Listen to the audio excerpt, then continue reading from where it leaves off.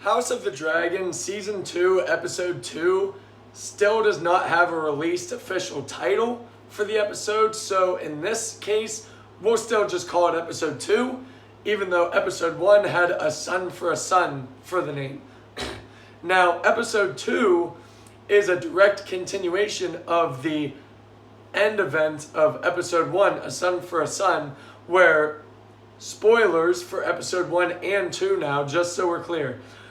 So the end of Episode 1 was the Blood and Cheese storyline from the Fire and Blood book, and there were some different variations from the book to the show, which I didn't like because it wasn't fully adapted from the source material, but I did like because it left out a lot of graphic nature that really nobody would want to visually see. Now, Episode 2, as I said, is a direct continuation of the said event of the end of A Son for a Son. And Episode 2, honestly, in my opinion, is a far better episode than the Season 2 premiere because it's a continuation, but it's also a giant character study for Aegon the King, Viserys' eldest son. And I love that, not even just for the show, but even for the source material, because upon reading the Fire and Blood book, you do know and learn about Aegon, but he's not really ever exploited as a character.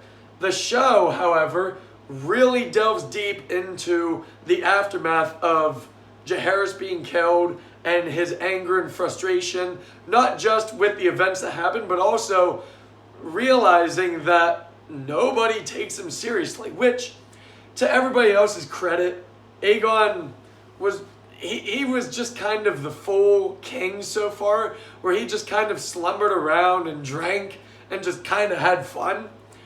But he had certain kingly aspects he understood that his heir was going to take over in the future, so he did try to prep Jaehaerys up in the first episode, only for Blood and Cheese to do what they did. And the thing I love the absolute most about Episode 2 is the entire Aegon character study. And that also led into the events of the Eric and Eric duel.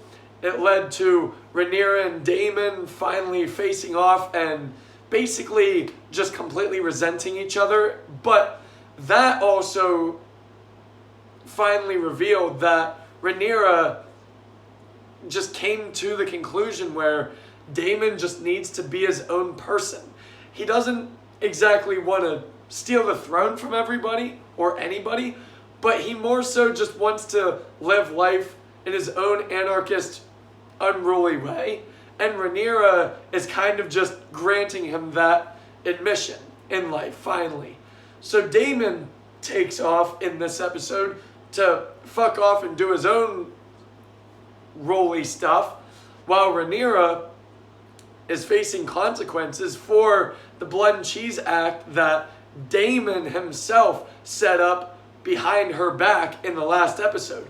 And that revolves around the Eric and Eric storyline, where Criston Cole ordered Eric to infiltrate Rhaenyra's castle and slay her for the butchering of Jaehaerys, which was because of the butchering that was Aemon towards Lucerys.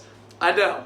The entire storyline of the Dance of the Dragons is literally, at this point now, just people infiltrating and just butchering one another. Trying to do it all in secret.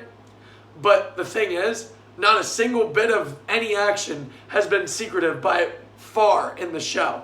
Whereas in the book, the Blood and Cheese one was so strategically plotted that that was a very secretive and very well executed plan.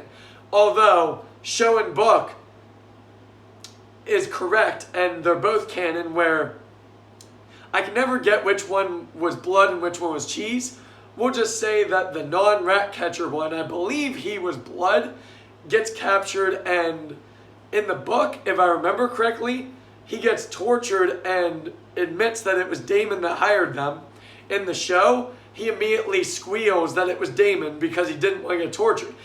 And in the show, Larys, Strong the Clubfoot, rather than torturing and killing him himself, allows Aegon to grieve his own way and butchers Blood to death. And then in the show as well, Aegon ends up not knowing which rat catcher it was that helped Blood, so he just ordered them all hanged, every rat catcher. And it didn't make sense because beforehand, Otto Hightower showed off Jaehaerys' corpse. That way everybody in Westeros and King's Landing would know that Rhaenyra is actually the tyrannical one. And then it didn't make sense for the hangings because Aegon's a moron. I don't like Otto Hightower as a person, but I do respect him as a character. He's a very strategic, intelligent old man.